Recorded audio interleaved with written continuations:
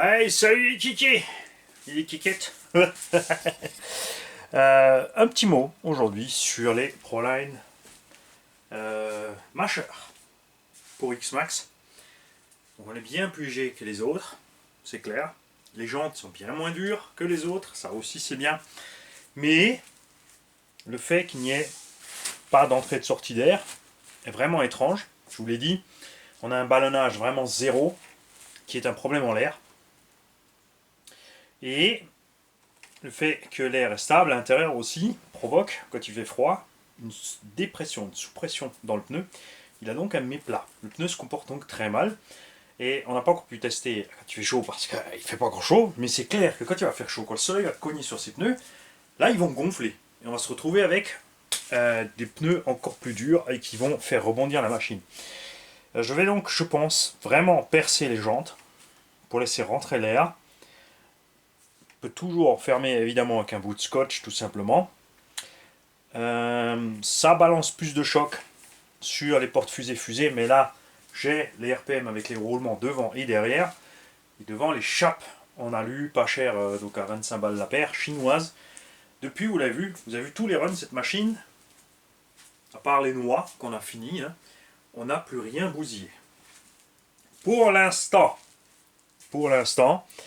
Et ces pneus alors, ont une motricité excellente sur le goudron. Les escaliers devant la maison, ça passe comme s'ils n'étaient pas là, ça accroche mieux que les origines même. Mais seulement dans ces conditions-là, parce que dans l'herbe, alors en latéral, on a vu, ça se passe bien. Vous avez... Regardez bien les vidéos quand on roule avec ces pneus. Vous allez voir souvent, quand je commence à béner, je lâche les gaz, ils retombent tout seuls à cause du poids supplémentaire des roues. Et les réactions aussi, ils dansent beaucoup plus sur un pneu ou l'autre, quand je mets gaz, frein, machin, ou que je suis sur une roue, je repasse sur l'autre, etc. À cause de cette, justement, quand on met un coup de gaz, de l'inertie en mouvement, des masses supplémentaires. Et ce ballonnage qui manque, pour rétablir le reste.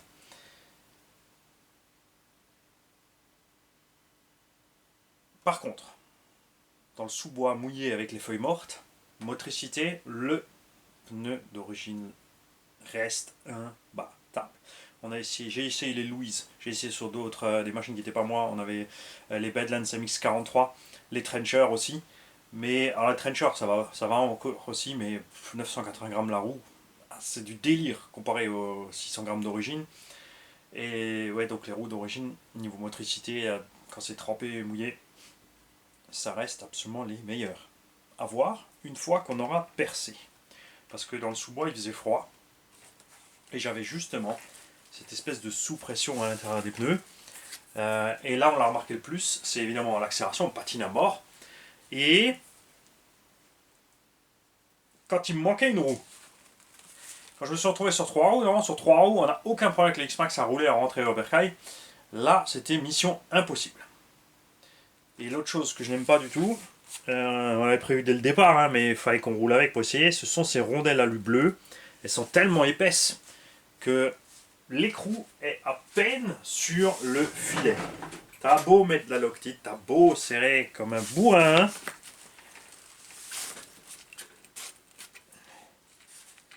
Le filetage dépasse à peine. Regarde, on va faire prendre. Donc on va faire... Attends, voilà, ça va être chaud pour faire un tour complet aussi, évidemment. On va garder là-dedans ici un tour. Ah, c'est la seule qui est marquée, ça tombe bien. 2 tours. 2 tours et demi serrage. Ça, c'est pas bon. Ça suffit pas du tout, c'est clair.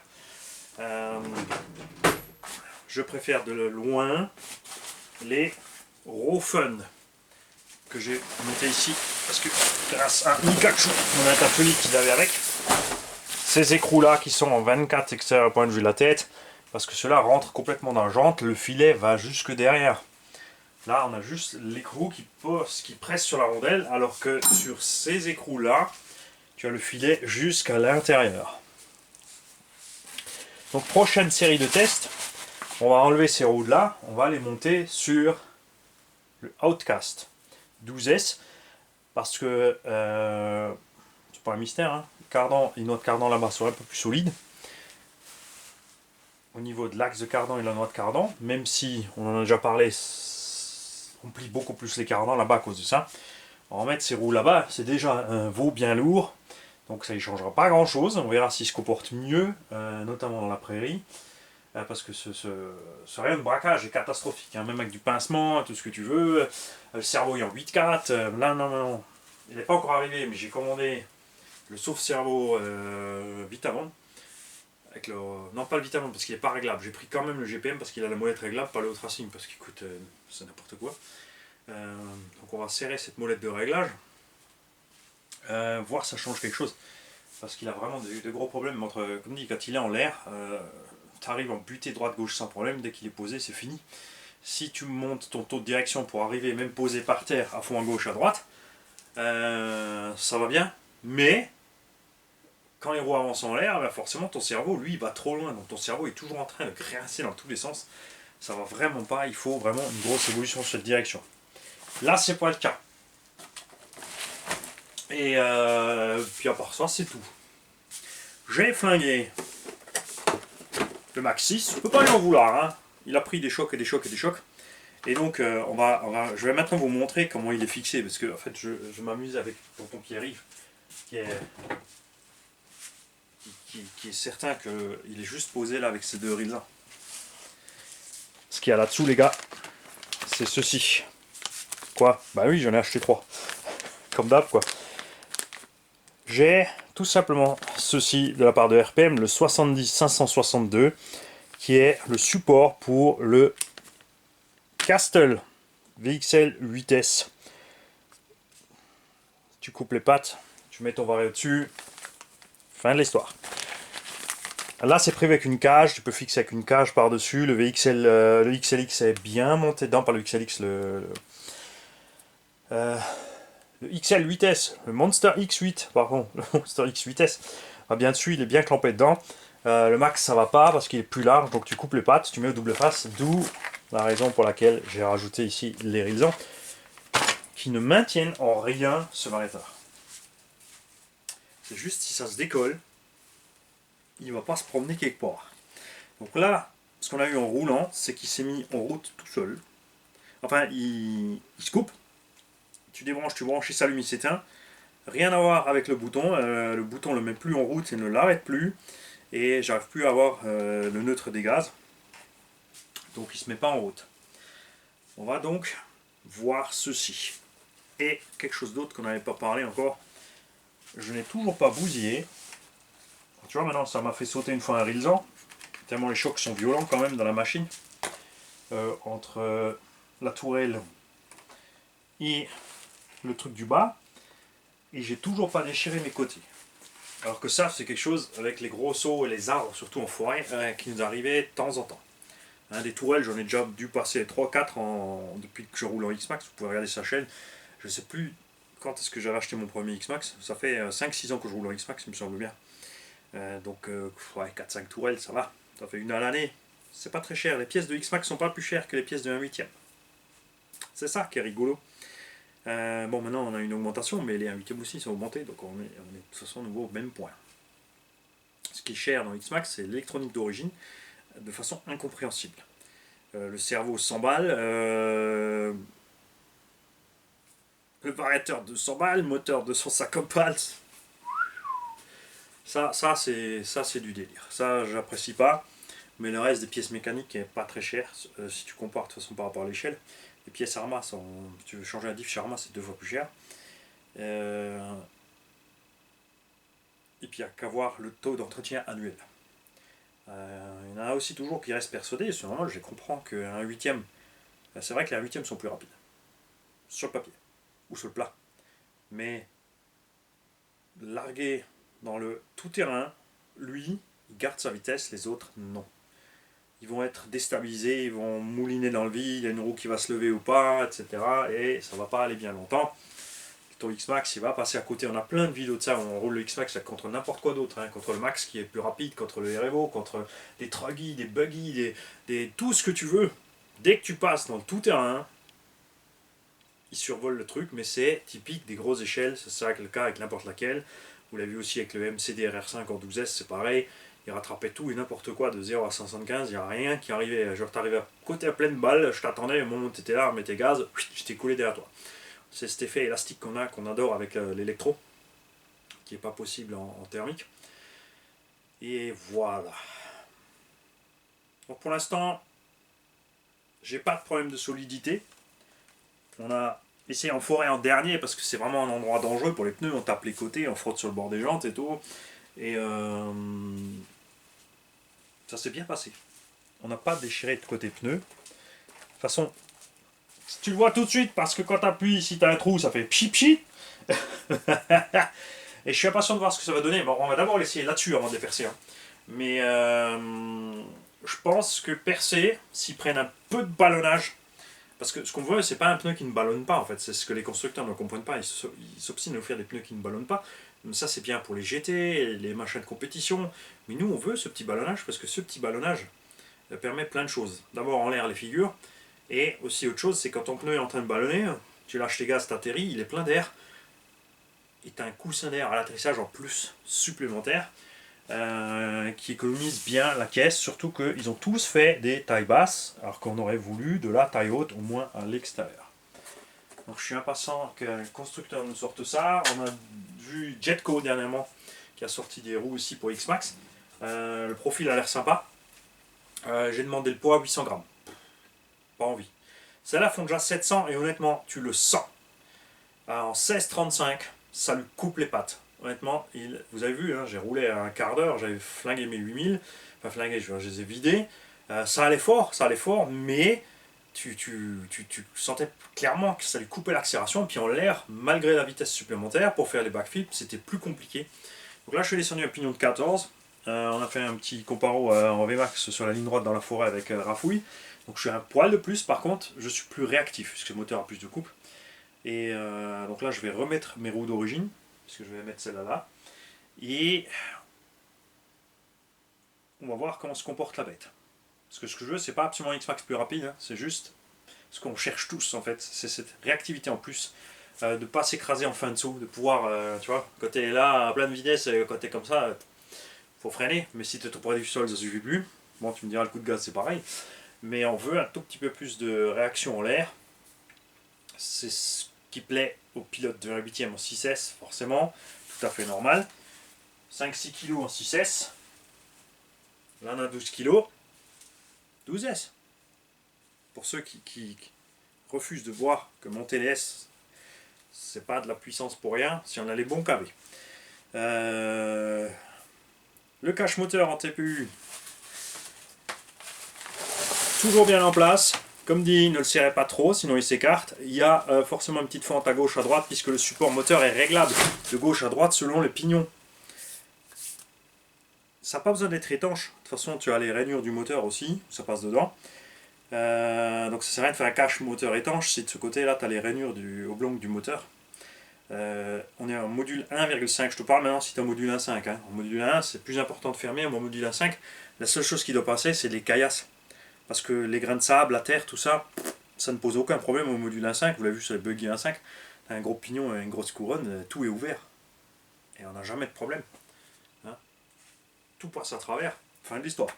Donc si on peut c'est juste pour empêcher la caillasse, parce que là on est dans un creux.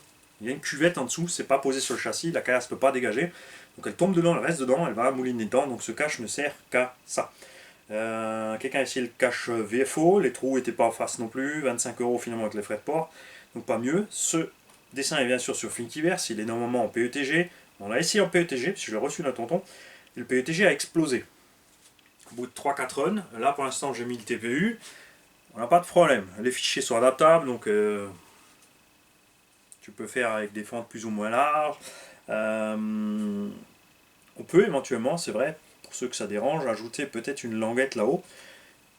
Bon, après ça ira peut-être qu'avec le support chinois, c'est que il y a un espace entre ceci, là la barre de renfort en haut, et le support. Parce que moi j'ai mis 2 rondelles entre, donc il y a un petit espace d'1 mm, donc s'il y avait une languette, on pourrait la prendre en sandwich au passage. Ça pourrait être bien pour ceux qui n'aiment pas ça, c'est sûr que ça bouge. Mais ça suffira pas pour que la caillasse passe, enfin dans mon cas, ça fait le boulot, et vous avez vu que, pas dire que j'y ai pas fort, j'étais dans la gravière avec, et j'ai eu aucun pépin. Le support aussi VFO, très très lourd, en PETG a pété. Donc là c'est pareil, on est passé sur une version TPU. Tout souple. Résultat aussi, les ventilos Elle mange beaucoup moins de choc. J'ai pas encore monté mes ventilos sur roulement à billes. J'ai toujours les vieux ventilos dedans. Ils ont pas pété. Lui, il a levé le ventilo sur roulement à billes. Mais quelque chose en lui a fait bif. Il n'y a plus rien. Il y a juste la LED. Il y a la LED qui fonctionne, mais l'étagement de puissance, il n'y a plus. Il n'y a plus personne. Donc on va sortir ça de là. Je voulais d'abord le nettoyer un coup. J'aime pas travailler sur un machine crâne, mais dedans c'est propre. Ça c'est l'autre truc du X-Max. Regarde, pas de housse ni rien. Vous avez vu l'extérieur de l'état de la machine. Regardez à l'intérieur. Après, là aussi c'est une carreau renforcée, donc j'ai fait la découpe moi-même. Et ce que je fais en général, c'est que je coupe un peu moins le passage de roue. Je le mets plus en avant et je le découpe plus petit pour éviter que les roues avant propulsent toute la saleté dedans. Comme tu peux voir, ça fonctionne très bien. Pour ceux qui demandent pour les housses, c'est Robitronic qui fait ça en Autriche. C'est dispo chez Papa Wartel et d'autres. Et il y a plein de tailles. N'hésitez pas, franchement, prenez-en, c'est génial. C'est vrai qu'on aimerait tous avoir une sacoche transport fermé. Les sacoches que j'ai trouvées ont tous des mini tirettes. Donc quand c'est lourd, la tirette elle se déchire à force, c'est n'importe quoi. Donc ce qu'on veut, c'est de la grosse tirette. Bien épaisse avec des grosses dents. Et il faut que les sangles passent autour du sac. Parce que la plupart des sacs de transport RC, le problème c'est que les sangles sont cousues sur le couvercle. Donc quand tu lèves, ça te pose problème. Surtout dans ces tailles-là. Je parle pas des petites caisses de transport qui ont un sangle autour, mais les gros sacs devraient aussi avoir un sangle autour pour éviter ça. Et voilà. Comme ça, on en a parlé de ces pneus. Donc je répète, on va mettre ces mâcheurs maintenant sur le Outcast 12S là. Lui, il pourra les emmener sans problème avec le combo 12S. Et là-dessus, on va me remettre les roues d'origine pour voir comment ça se passe avec le 1435. Donc j'ai un pignon qui est surdimensionné du point de vue du module. C'est FG qui fait ça exprès pour ses transmissions tout-terrain, notamment sur le Monster normalement.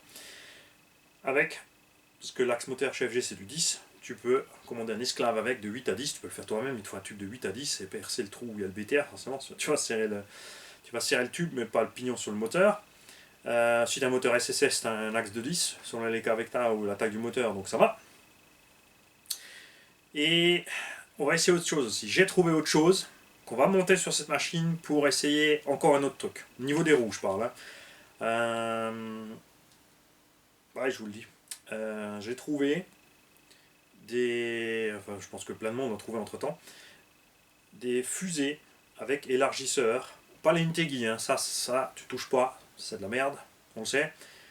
Moi, il y en a deux qui le font. C'est GPM et un autre. C'est les mêmes, mais il y a deux estampillages. Bon, le prix, c'est le même. Il y a plus 12 mm et plus 24. Donc plus 24, ça risque de faire beaucoup pour le stress sur les roulements et les portes fusées, hein, en torsion quand ça va taper. Mais j'ai pris des plus 12 pour une simple raison. Souvenez-vous, on a dit qu'on voulait monter ceux-là. Mais ceux-là, ils ont moins de déport, donc ça rend le X-Max plus étroit. Je suis pas fan du look que ça donne. Ceux-là, ils ballonnent bien. Ils ont l'air d'encaisser. Pour l'instant, ils sont toujours entiers. Pourtant, vous avez vu sur le run en 12, on a fait mouliner un minimum quand même. Hein. Ah oui, la qualité en bas, c'est top. Alors, tout est serré. Ouais, c'est la Sharp qui est déglingue. 4 runs. Et, je dis ça comme ça, bien plus de runs. Toujours pas de jeu. Et donc, je veux mettre ces roues qui me font, on les avait pesées donc à 600 grammes et des brouettes, il me semble, on va repeser. Donc, ces roues qui sont légères sur le X-Max avec le petit déport, parce qu'elles sont plus solides que les roues d'origine du X-Max, ça c'est certain, on l'a testé. Et on va voir comment ils se comportent, puisque là on aura en plus du ballon des deux côtés. C'est pas taille basse dedans et haute de l'autre. Ce sera peut-être un peu plus instable à cause de ça. De notre côté, par contre, pour les sauts, ça peut être sympa. Bon, les fusées, il faut compter une cinquantaine d'euros. Après, il faut acheter, si tu le fais toi-même, si tu n'as pas de quoi interchanger entre deux véhicules, il faut mettre 160 balles d'euros. En gros, tu mets 200 balles quand même sur la table pour faire l'essai. Donc forcément, ça fait cher. Moi, j'ai l'opportunité de pouvoir le faire. J'ai juste acheté les porte-fusées, j'ai les roues là. C'est pour ça que j'ai la chaîne, pour vous montrer les essais, pour vous montrer ce que ça donne.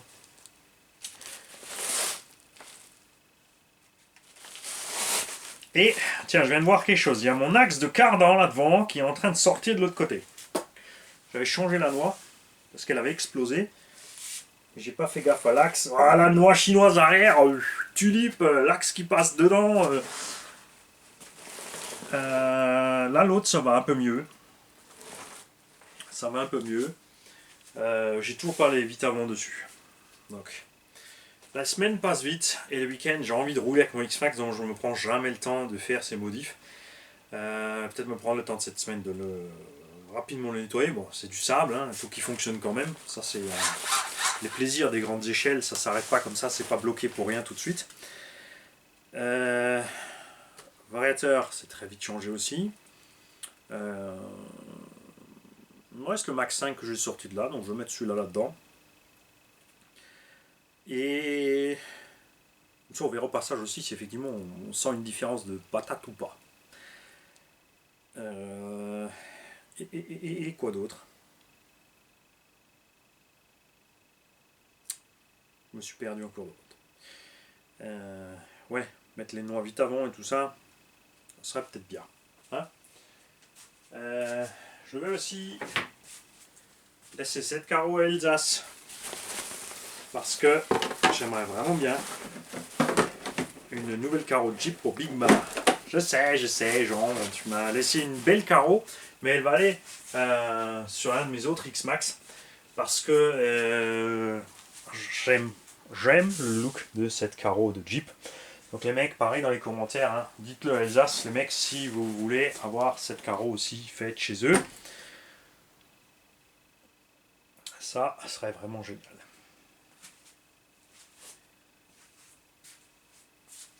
Vous allez me dire pourquoi tu l'as pas encore fait? Ben parce que je roule tout le temps avec. Donc ils n'ont jamais le temps de l'avoir pour pouvoir la mouler. Salut les gars.